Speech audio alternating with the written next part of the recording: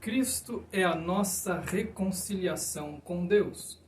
É sobre isso que eu quero falar com você, porque é o tema da nossa aula da Escola Bíblica Dominical desta oportunidade. Eu sou Ronaldo Pontes, da Igreja Assembleia de Deus aqui em Olambra, São Paulo. Se você tem uma Bíblia, abra comigo na carta aos Efésios, no capítulo 2, a partir do verso 14 até o 19. Nós vamos fazer desta feita de uma forma diferente. Vamos analisar verso por verso e tenho certeza que você será edificado com esse pequeno estudo. Vamos lá? Se você tem uma Bíblia, acompanhe comigo. O verso de número 14 diz assim: porque Ele é a nossa paz. Ele é a nossa paz, o qual de ambos os povos fez um, e derribando a parede de separação que estava no meio. Vamos falar sobre reconciliação. Essa palavra reconciliação para nós tem um significado de unir partes separadas.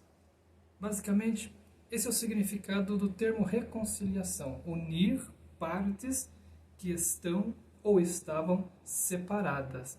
Isso é reconciliação. E reconciliação com Cristo. É sobre isso que Paulo está falando nesse capítulo 2 que nós estamos estudando nessa oportunidade. Cristo é a nossa paz. É impossível servir a Cristo e não viver em paz. É impossível. Paulo ilustra a obra de Cristo, o sacrifício de Cristo, a obra redentora de Cristo, como uma demolição de barreiras. É isso mesmo, uma destruição de barreira que havia entre Deus e o homem. Essa barreira foi originada pelo pecado original. Quando Adão peca, então se levanta uma barreira entre o homem e Deus agora fica separado do homem, porque Deus foi ofendido pelo pecado. Agora Cristo vem trazendo a solução. A solução de Cristo é construir uma ponte e com isso estabelecer a paz entre o homem e Deus. Paz essa que foi rompida. Quando Paulo fala aqui no verso 14, e derribando a parede de separação, ele está fazendo alusão a uma parede física que realmente existia lá no Templo de Salomão. Essa parede, ela existia no pátio, ela foi levantada pelos judeus justamente para separar o gentil do judeu. Quer dizer, o pátio do templo, ele era dividido, ele era com divisões. Então quem era judeu podia ficar mais próximo ao templo, mais próximo ao altar. Quem não era judeu e era gentil, a palavra gentil na Bíblia ela significa aquele que não é judeu, um estrangeiro, portanto. Então esse gentil ele ficava num lugar à parte, tinha um lugar reservado para eles, eles não podiam ficar no mesmo lugar, no mesmo pátio dos judeus. Então essa era uma parede de separação. O historiador Flávio Joséfo, ele nos informa nos seus livros que existiam pedras, placas de pedras, nessa parede, avisando e orientando ao gentil que não poderia ultrapassar aquela barreira, inclusive sob pena de morte. Então essa parede que os homens construíram, porque não foi Deus quem mandou construir, foi o homem que teve essa ideia. Essa parede, Paulo está explicando agora, espiritualmente ela foi na verdade demolida, destruída, não existe mais. Nos dias de Paulo, o templo ainda estava lá. A parede ainda estava de pé, a parede física. Mas a parede espiritual, espiritualmente falando, não existia mais barreira. Todos agora poderiam ter acesso, chegar a Deus por meio de Jesus Cristo. Espiritualmente, ninguém é impedido de chegar a Deus dessa forma, dessa maneira, por Cristo. Não há barreira, não existe Ninguém capaz de levantar uma barreira e colocar na minha vida, na sua vida, e nos impedir de chegar a Deus, porque agora nós fazemos isso espiritualmente. Vamos lá no verso 15, diz assim a palavra de Deus: na sua carne desfez a inimizade, isto é, a lei dos mandamentos, que consistia em ordenanças, para criar em si mesmo, dos dois, um novo homem, fazendo a paz. A lei de Moisés se divide em lei cerimonial, em lei moral, em lei civil. A lei moral são os 10 mandamentos, que ainda vigora até os dias de hoje. A lei civil era a lei que regia todo o judeu como cidadão, né? Aquela lei que ditava como ele deveria se comportar como um cidadão judeu. A lei cerimonial era aquelas leis que regiam todo o trabalho do templo, como se oferecia os sacrifícios, como se comportava ali no templo, o trabalho dos sacerdotes. Ela também tinha relação com alimentos, o que podia comer e o que não podia. O judeu não podia tocar em cadáver. Todos esses rituais era próprio do judeu. Essas leis, e exatamente essas leis cerimoniais, que Paulo está dizendo que agora Cristo faz com que isso não exista mais. Isso separava. Essas leis cerimoniais faziam com que havia uma inimizade, uma separação entre quem era judeu e quem era gentil. Só o judeu praticava esses rituais. Agora Paulo está dizendo, isso foi desfeito. Isso foi desfeito por Cristo. Para quê? Para fazer um povo só. Para fazer um homem só. Agora só existe um homem para Deus. O homem que se achega a Deus é aquele que aceitou a Cristo, que foi por meio de Cristo. Agora Deus não vê mais o homem como judeu e não vê mais o homem como um gentil. Ele vê o homem como um pecador arrependido. Verso de número 16. Aliás, antes de falar do 16, uma aplicação rápida aqui para nós. Hoje nós vivemos dias exatamente com essa realidade. O preconceito racial, o preconceito econômico, do poder aquisitivo, o preconceito religioso, ele está muito presente nos nossos dias. É muito atual esse tema, não é verdade? Todos esses preconceitos semeiam barreiras entre os seres humanos, entre os homens, causando divisões, inimizades. Mas no Evangelho é diferente. No Evangelho é diferente. E nós somos chamados para levar exatamente essa reconciliação. No verso 16, você está com a Bíblia aí? Acompanhe comigo. E pela cruz, reconciliar ambos com Deus em um corpo, matando com ela as inimizades. A destruição da cruz. Você sabe que a cruz, ela não matou Jesus, porque Jesus está vivo. Ele ressuscitou em corpo glorioso.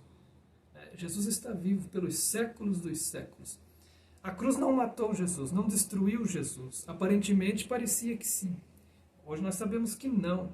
Ela não matou o nosso Senhor. A cruz matou o quê? Ela destruiu com a inimizade que existia entre Deus e os homens. Isso sim ela destruiu, isso sim ela matou. Paulo escreveu aos Colossenses, no capítulo 1 e no verso 21, olha o que ele diz lá nessa carta aos Colossenses. A vós também, que noutro tempo erais estranhos e inimigos no entendimento pelas vossas obras más, agora, contudo, vos reconciliou no corpo da sua carne, pela morte, para, perante ele, vos apresentar santos e irrepreensíveis e inculpáveis. Que coisa gloriosa! Paulo está dizendo exatamente isso, que noutro tempo, nós inimigos no entendimento, nós com obras más, fomos reconciliados através do quê? Através de Cristo, através da sua morte. Cristo na carne fez isso, fez essa reconciliação. Verso de número 17. E vindo ele, evangelizou, ele, Jesus evangelizou a paz a vós que estáveis longe e aos que estavam perto. Olha que coisa interessante. Jesus veio para evangelizar os de perto e os de longe. É isso que Paulo está dizendo. Quem são esses de perto? Os judeus. Quem são os de longe? Os gentios. Jesus, através do seu ministério terreno, ele pessoalmente, praticamente, ele evangelizou os judeus que estavam ao seu redor. Agora, os gentios que estavam distantes, em outras regiões, afastados de Jerusalém, então ele evangelizou de que forma? Através dos seus discípulos. Ele comissionou seus discípulos e esses discípulos então levaram a sua palavra aos que estavam longe. Você nota aqui que Paulo ele evita falar judeus e gentios. Ele diz os de perto, judeus, os de longe, gentios. Ou seja, ele não usa a linguagem racial, ele usa a linguagem geográfica. Ou seja, ele está desprezando a questão racial, deixando de lado. Não importa se é judeu, não importa se é gentil. O que importa é que Cristo veio e evangelizou e disponibilizou as boas novas, o evangelho, a salvação, tanto aos que estão perto, seja quem for, tanto aos que estão longe, seja quem for. Essa é um dos pilares do evangelho. Não existe acepção. Todos são iguais, todos são pecadores, todos são carentes da graça de Deus. Vamos avançando. Verso de número 18. Diz assim: porque por ele ambos temos acesso ao Pai, em um mesmo Espírito. O acesso ao Pai. Isso aqui é importante. Esse é um tema que há muita confusão. Existem religiões que ensinam que o acesso ao Pai é feito por meio de um santo, de uma santa, ou por meio de uma penitência, né? Pagando promessas e tudo mais. Outros, existem filosofias que ensinam que todos os caminhos que o homem tomar, lá no final, vai acabar em Deus. O homem vai acabar encontrando com Deus. Não interessa a sua religião, não interessa o meio, mas o importante é que ele vá, não é? Isso não é o que a Bíblia ensina. A Bíblia é muito clara quando diz, no verso 18, porque por ele, é por Jesus. Ou seja, Jesus, ele inaugura esse caminho. Ele apresenta, ele proporciona essa oportunidade para nós chegarmos ao Pai, termos acesso a Deus. É através de Jesus Cristo, somente por ele, somente crendo no seu sacrifício, na sua obra, nos seus mandamentos, somente por ele. E o Espírito Santo é o que nos impulsiona, é o que nos leva à presença de Deus, é o que nos dá força para chegar até a presença de Deus. Ou seja, se não for por esse modo, desta forma, a Bíblia não nos dá nenhuma outra alternativa para nós termos acesso ao Pai. Muito bem, vamos encerrar? O último versículo 19 diz assim: assim que já não sois estrangeiros, nem forasteiros, mas cidadãos dos santos e da família de Deus. Uma única família é o que Paulo está deixando bem claro aqui. Quando a Bíblia diz assim, outras traduções vão dizer portanto, né? Assim que já não sois estrangeiros. Essa conjunção assim está encaminhando a mensagem para o final. É uma conclusão do raciocínio do apóstolo Paulo até aqui. Então aqui ele está caminhando para encerrar o seu raciocínio. E ele está dizendo, bom, então, depois de tudo que eu falei, já não sois estrangeiros. Fica claro isso. Já não sois estrangeiros, irmãos. Vocês não são forasteiros. O que vocês são, então? Concidadãos. Cidadãos junto com qualquer outro cidadão. Cidadãos dos santos e da família de Deus. Quer dizer, agora não importa se é judeu, se não é judeu, se é estrangeiro, se é de qual região vem, aonde nasceu, de que família é. O que Paulo está dizendo agora que vocês estão em Cristo, vocês são todos uma família. Vocês são todos do mesmo reino. Glória a Deus por isso. Essa é a essência do Evangelho. Fazer com que todos creiam em Cristo e formem um único povo, o povo de Deus. Vamos concluir. Nós que éramos estrangeiros, inimigos, estranhos, nós éramos os perdidos. Agora nós vamos atrás dos perdidos. Para quê? Justamente para levar essa reconciliação com Cristo. Esse é o tema do nosso estudo nessa oportunidade, reconciliação. Nós temos esse ministério, nós temos essa missão de levar essa reconciliação.